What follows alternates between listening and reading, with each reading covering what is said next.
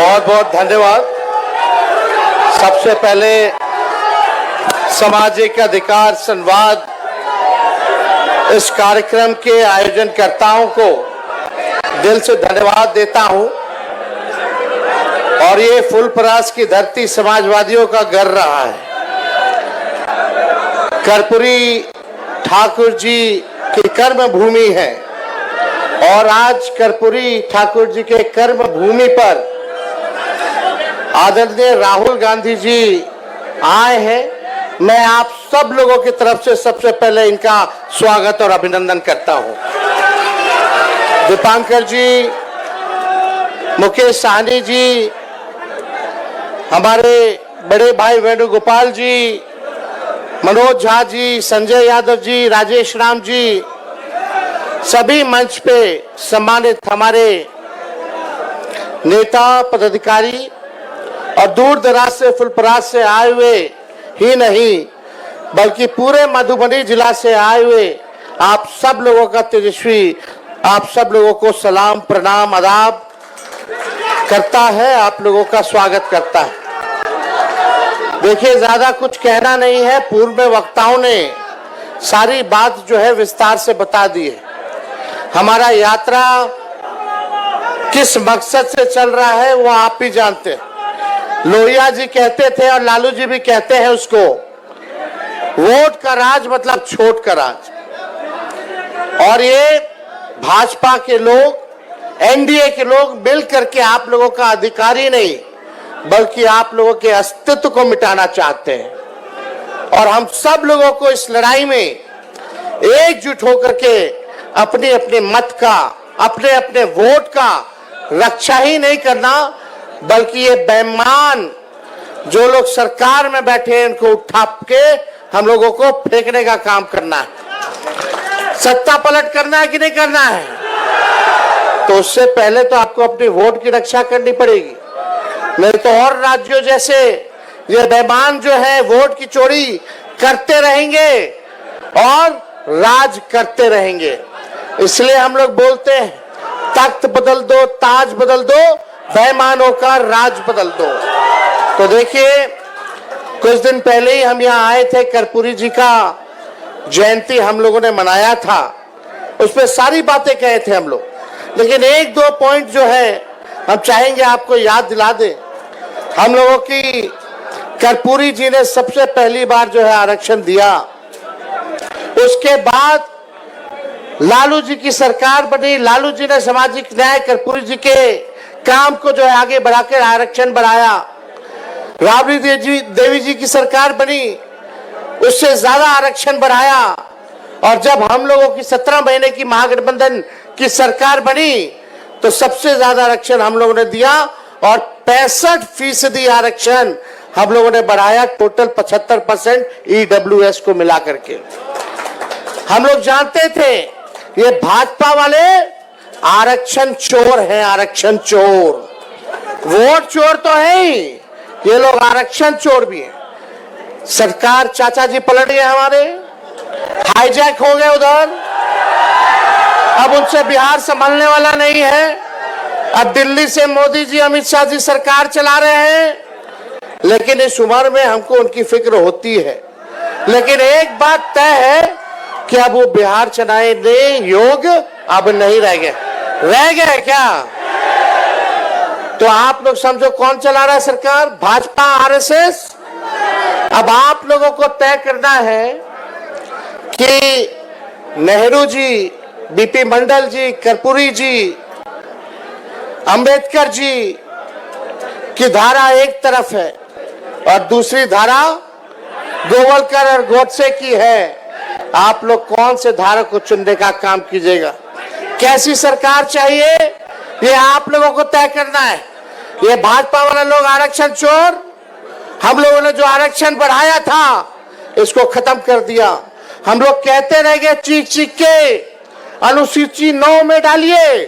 जैसे तमिलनाडु में आरक्षण सुरक्षित है, वैसे बिहार में जो महागठबंधन की सरकार ने आरक्षण बढ़ाया था इसको सुरक्षित करने की जरूरत है। और यही नहीं, अगर आप लोग सरकार बनाइएगा तो आप जानते हैं मंडल कमीशन की जितनी सिफारिशें थी केवल 4 से 5 ही % इंप्लीमेंट हुआ है।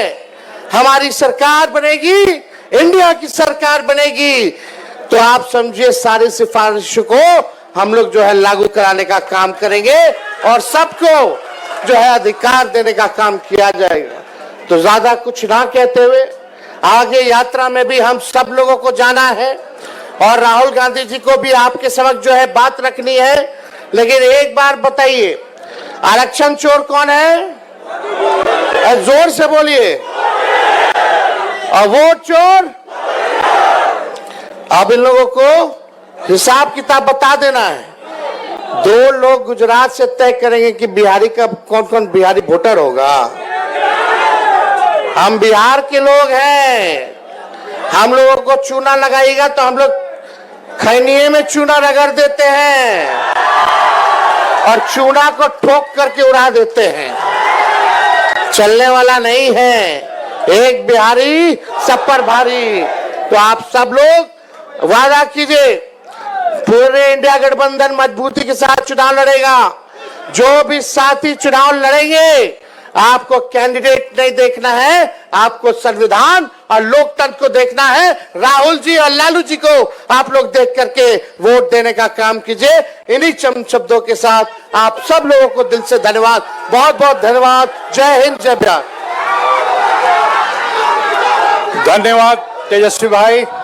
और अब इस देश के कोने कोने में गरीब गुरबा की, दलित की, पिछड़े की, अति पिछड़े की लड़ाई को लड़ने वाले और इस लड़ाई में मनुवादी ताकतों से टकराने वाले न्याय योद्धा, जिनको इस लड़ाई के लड़ने में 38 FIR हो चुकी है, जिनको इस लड़ाई लड़ने में साजिशें होती है, जिनके खिलाफ उनकी संसद सदस्यता छीन ली जाती है, उनको घर से बेघर कर दिया जाता है, तमाम मुकदमे लगते हैं।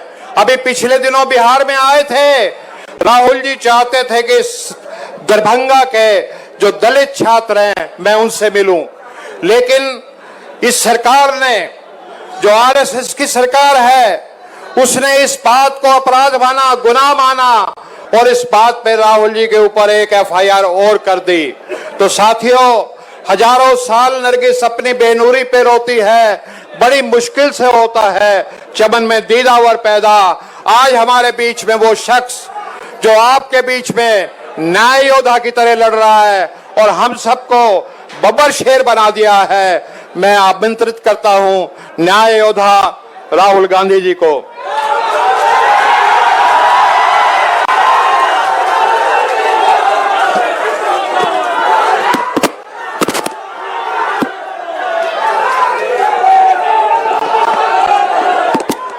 तेजस्वी जी,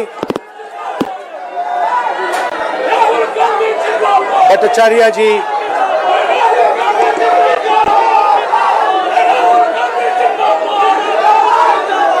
राजेश राम जी, मुकेश साहनी जी, अनिल जैन जी, शशि प्रजापति जी और भाइयों और बहनों, आप सबका यहाँ बहुत बहुत स्वागत। आपसे माफी चाहता हूं कि इतनी गर्मी में आपको यहां बैठा दिया है। ये शामियाना भी बंद था बिल्कुल।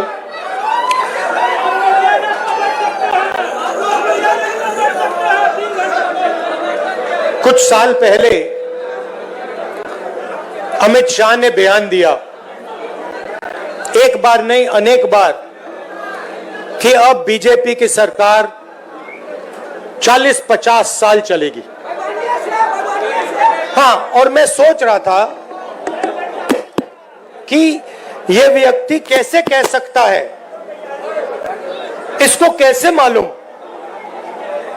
कि बीजेपी की सरकार 40-50 साल चलेगी।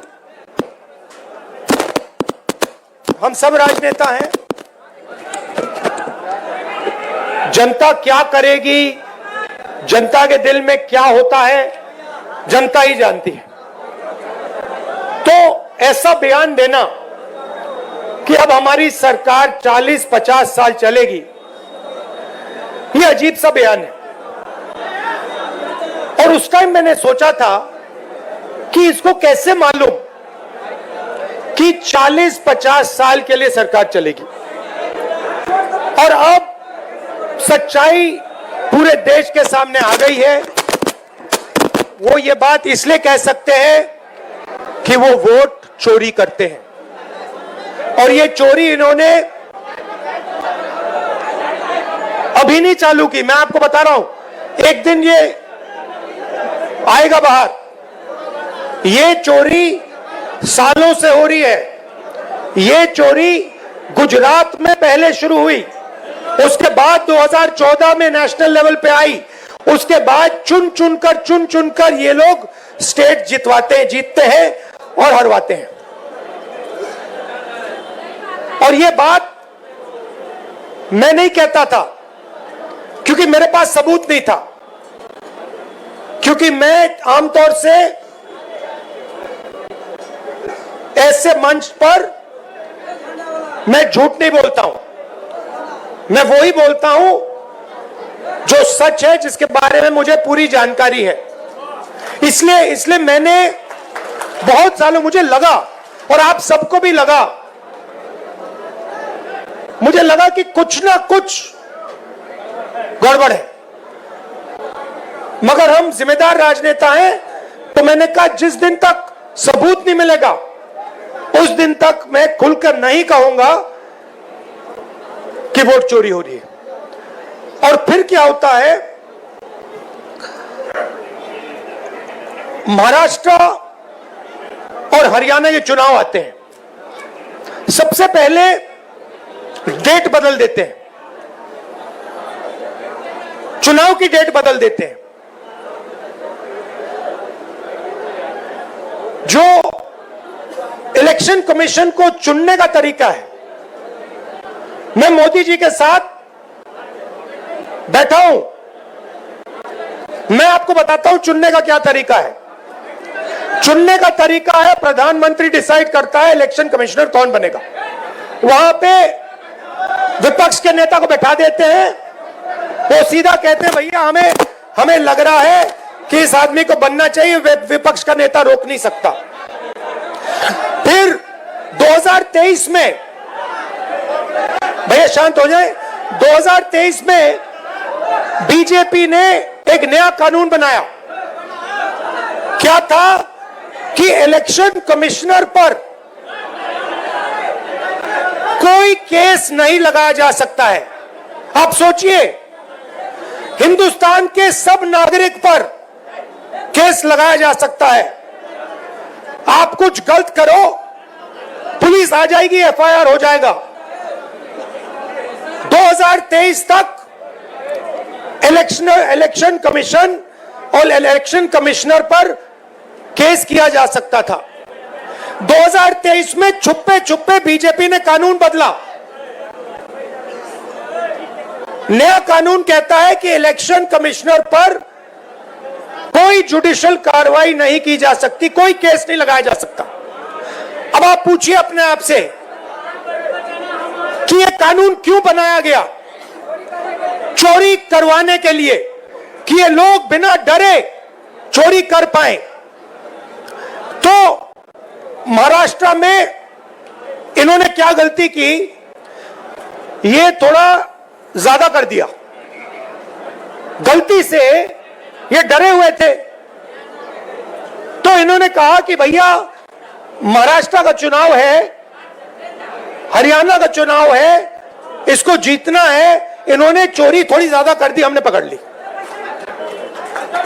जैसे अगर कोई आपके बटुए से 10 रुपए चोरी करे, शायद आपको पता ना लगे, मगर अगर एक दिन आपके बटुए में से 1000 रुपए गायब हो गए तो आप कहोगे भैया ये तो किसी ने चोरी की है। यही हुआ हरियाणा में और महाराष्ट्र में। महाराष्ट्र में आप सुनिए, महाराष्ट्र में लोकसभा में हमारी पार्टी जीतती है, स्वीप करती है, ज्यादा से ज्यादा सीटें महाराष्ट्र में हमारा गठबंधन जीतता है। 4 महीने बाद हमारी 3 पार्टियां वहां पे बड़ी बड़ी पार्टियां हैं, गहरी पार्टियां हैं, कांग्रेस पार्टी, एनसीपी, शिवसेना, तीनों मिलकर लड़ रही थी, गायब हो गई, तीनों की तीनों गायब हो गई।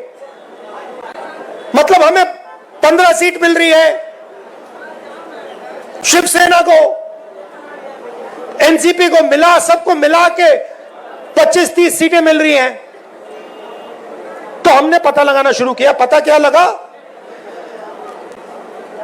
कि लोकसभा के बाद इलेक्शन कमीशन ने लाखों, तकरीबन 1 करोड़ से थोड़े कम नए वोटर लिस्ट में डाल दिए।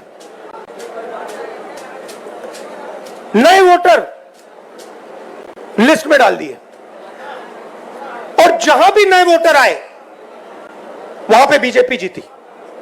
हमारे वोट कम नहीं हुए।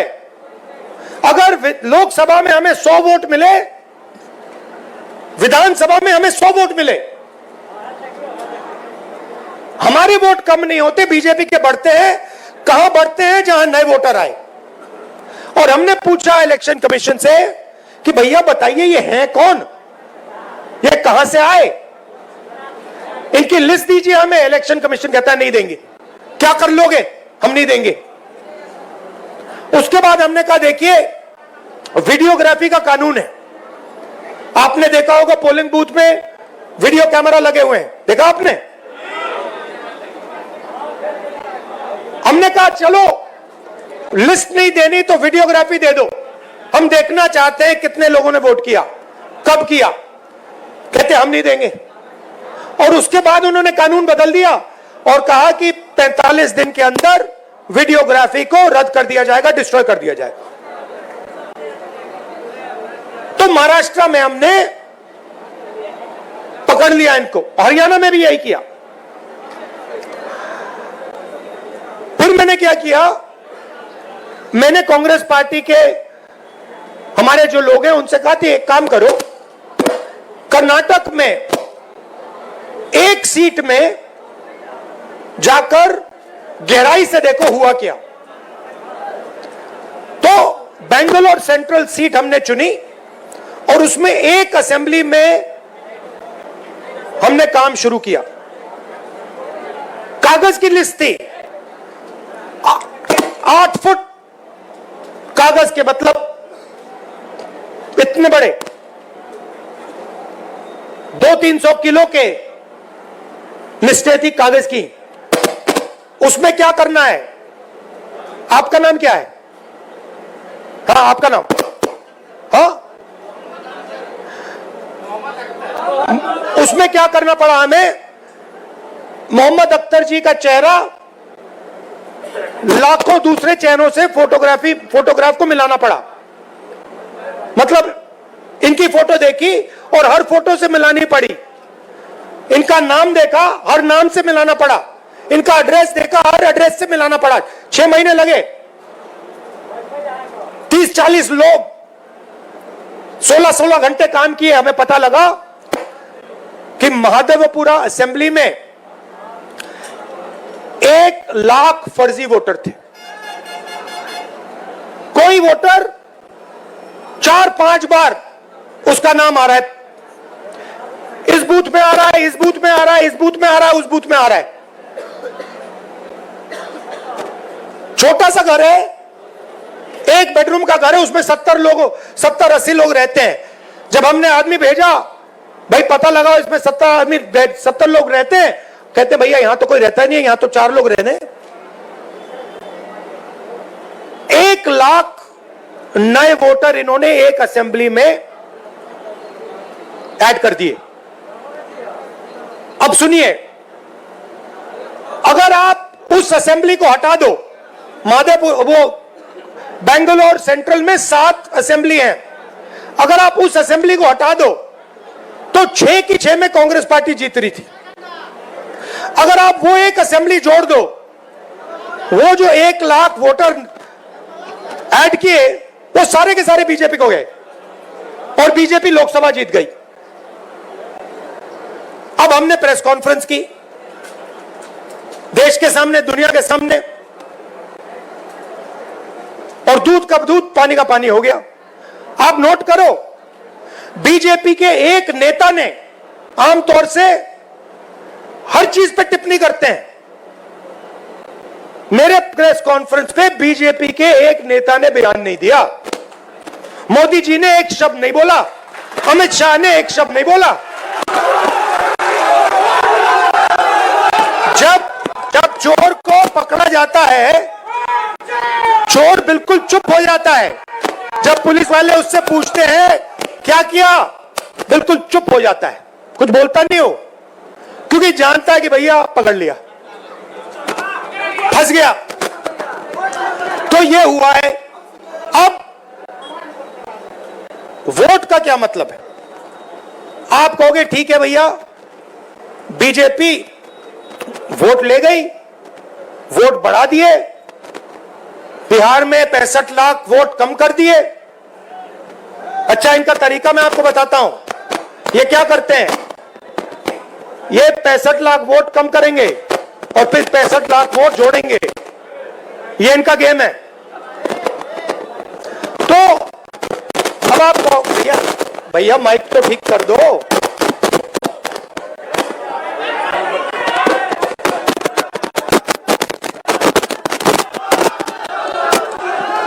हेलो,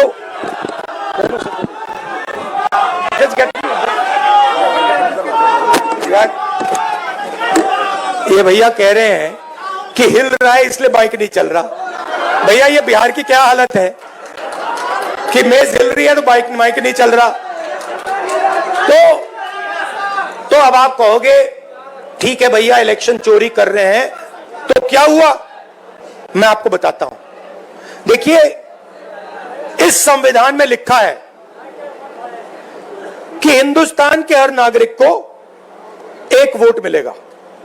2 नहीं मिलेंगे, 5 नहीं मिलेंगे, आधा नहीं मिलेगा, 1 मिलेगा। मतलब अगर दलित है, ईबीसी है, पिछड़े वर्ग के हैं, मुसलमान हैं, हिंदू हैं, जो भी हैं, 1 वोट मिलेगा, 2 नहीं, आधा नहीं। अंबानी जी का जो बेटा है उसे उतने ही वोट मिलते हैं जितने देश के सबसे गरीब बच्चे को मिलते हैं, 1। और वोट को सबसे ज्यादा किसको जरूरत होती है? आप क्या सोचते हो? अंबानी जी को वोट की जरूरत है? कोई फर्क पड़ता है उनको? वोट डाले ना डाले कुछ फर्क नहीं पड़ता। बैंक के दरवाजे उनके लिए खुले हैं, कर्जा माफ उनका खटाखट होता रहता है। उनका बच्चा कहता है भैया मुझे बिजनेस करना है, 2 मिनट में बिजनेस कर सकता है। वोट किसको चाहिए? वोट हिंदुस्तान के गरीब लोगों को चाहिए, क्योंकि इसके बिना आपके कोई अधिकार नहीं है। आजादी से पहले जब आपके पास वोट नहीं था, कोई अधिकार नहीं था। दलितों को कहा जाता था कि भैया आपको हम छुएंगे नहीं, आप यहां अपना चेहरा नहीं दिखा सकते। पिछड़ों को कहा जाता था कि भैया आपकी कोई जगह नहीं है, सरकार में कोई जगह नहीं है, शिक्षा के सिस्टम में कोई जगह नहीं है। ये सारा का सारा जो आया है, ये आजादी के बाद संविधान के कारण आया है। और संविधान क्या है? अगर जिस दिन आपने वोट खत्म कर दिया, उस दिन इसका कोई मतलब नहीं रहता है। जो इसमें जो शक्ति है, ये किताब नहीं है, ये हिंदुस्तान की शक्ति है, हिंदुस्तान की आत्मा की शक्ति है। वो शक्ति इसमें कहां से आती है? वोट से आती है।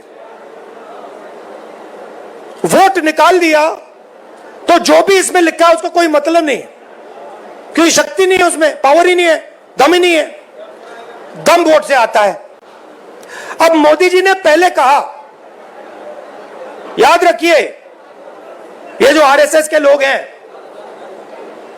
ये तिरंगा को सैल्यूट नहीं करते थे, ये नहीं करते थे, अभी खड़े हो जाते हैं ऐसे, मगर दिल अंदर दूसरा करता है, क्योंकि ये जानते हैं कि ये जो किताब है ना, ये पिछड़ों को, ईबीसी को, दलितों को, गरीब जनरल कास्ट के लोगों को, महिलाओं को आगे बढ़ाने की किताब है, उनके अधिकार की किताब है, और वो अधिकार नहीं देना चाहते। तो ये इसको चुनाव में इन्होंने कहा, बड़े बड़े नेताओं ने कहा हम संविधान को बदल देंगे, बदल देंगे, और हमने कहा ऐसे नहीं होगा, सपने मत देखो, संविधान को कोई शक्ति नहीं बदल सकती।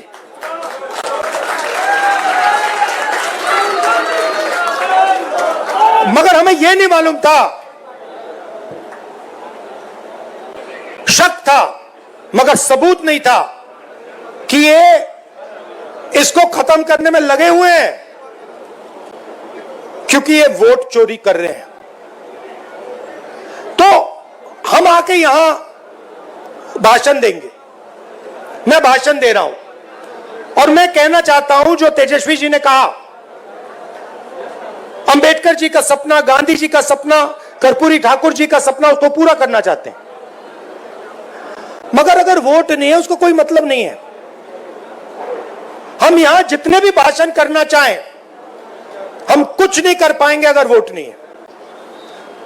मैंने भाषणों में कहा भैया 50% की जो दीवार है रिजर्वेशन की, उसको हम तोड़ देंगे, बिना वोट के नहीं तोड़ सकते, सवाल नहीं उठता। हम मतलब भाषण देते रह जाएंगे, अगर वोट चला जाएगा, आरएसएस का कंट्रोल हिंदुस्तान की संस्थाओं पर होगा, और जो प्रगति होनी चाहिए वो नहीं होने वाली। इसलिए हमने वोटर अधिकार यात्रा यहां शुरू की। आप क्या सोचते हो, एक बार आपका वोट चला गया, उसके बाद भैया राशन कार्ड जाएगा, उसके बाद आवास जाएगा, उसके बाद जमीन जाएगी। ये अंबानी आता, अदानी आता है और किसानों की जमीन ले जाता है। किसान लड़ कैसे पाते हैं?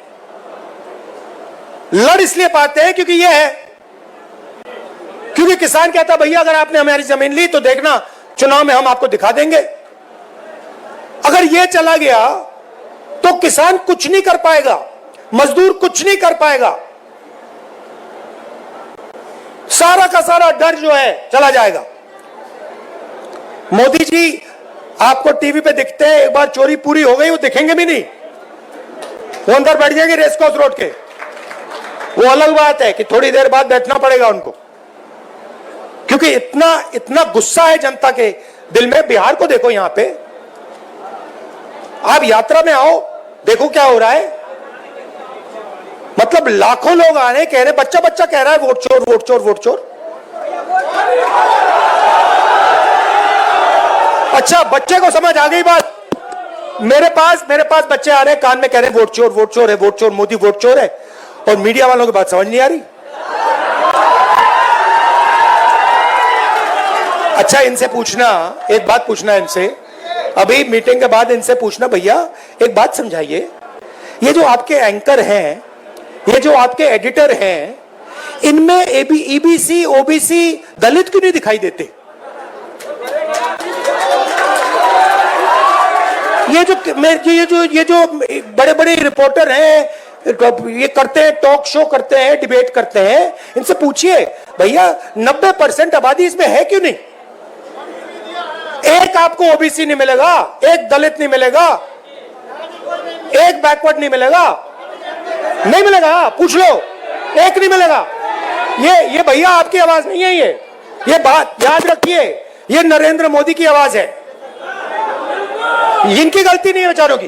देखिए, इनको सैलरी लेनी है, इनको बच्चों को स्कूल भेजना है, इनकी गलती नहीं है, इनके मालिकों की बात कर रहा हूं, इनकी मजबूरी है बेचारों की, है ना।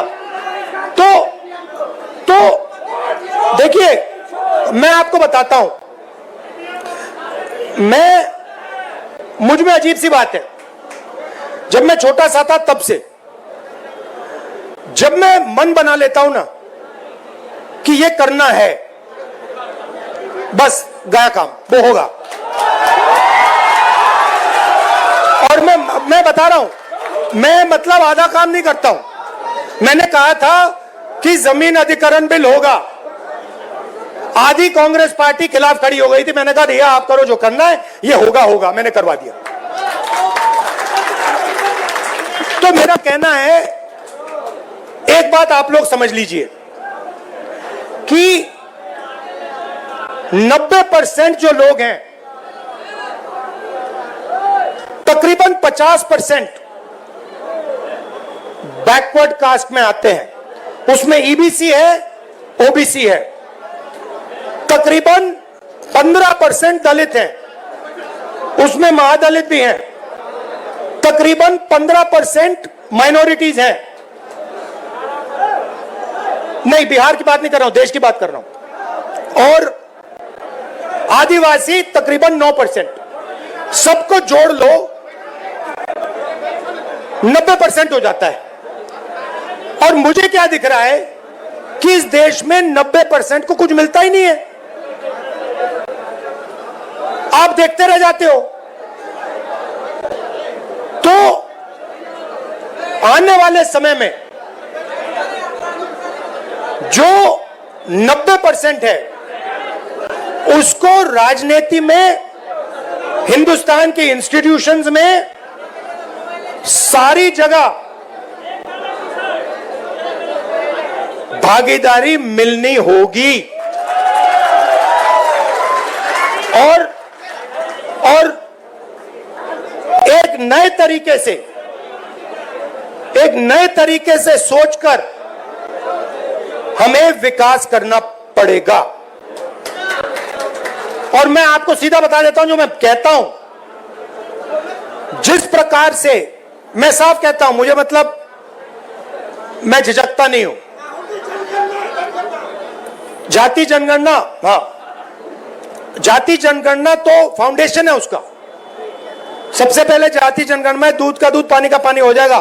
कौन क्या है, क्या नहीं है, कहां है, सब पता लग जाएगा। और तेलंगाना में हमारा मॉडल है, रेवंत रेड्डी जी आए हैं, तेजस्वी जी की भी उनसे बात हो रही थी, डिटेल में हमने किया है। मतलब वो ब्लूप्रिंट है विकास का।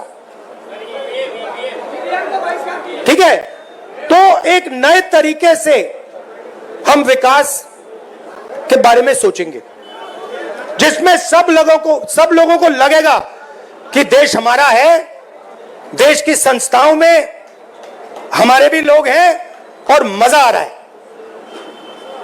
ये बदलाव हम लाएंगे। टाइम लगेगा क्योंकि वोट चोरी कर रहे हैं, मगर मैं आपको कह रहा हूं ये आएगा। आप देखना, ये जबरदस्त तरीके से हम बदलाव लाने वाले हैं। आपने अपनी शक्ति दी, आपने ये जो क्रांति होती है ना हिंदुस्तान में, मुझे कहते थे कि हिंदुस्तान में क्रांति बिहार से आती है। मुझे कहते थे कि जो भी राजनीतिक बदलाव आता है, क्रांति आती है बिहार से आती। और मैं सोचता था, हां, गांधी जी चंपारण आए थे, बिहार में क्रांति होती है, मगर कैसे होती है। और इस यात्रा में मुझे दिखा कि भैया आप समझ लो कि यहां पे जो आपने किया है ना, ये जो नारा दिया है, वोट चोर वोट चोर, ये आपने बिहार से पूरे देश में फैला दिया है। पूरे देश में फैला दिया आपने। अब मोदी जी भाषण देंगे और वहां पे उनके सामने छोटे छोटे बच्चे कहेंगे वोट चोर वोट चोर वोट चोर। लग गया ठप्पा। तो मैं आपका धन्यवाद करना चाहता हूं, और जिन्होंने रास्ता दिखाया, किसने? कर्पूरी ठाकुर जी ने, मंडल जी ने, अंबेडकर जी ने, गांधी जी ने, जिन्होंने हमें रास्ता दिखाया, उनका मैं दिल से धन्यवाद करता हूं। नमस्कार, जय हिंद।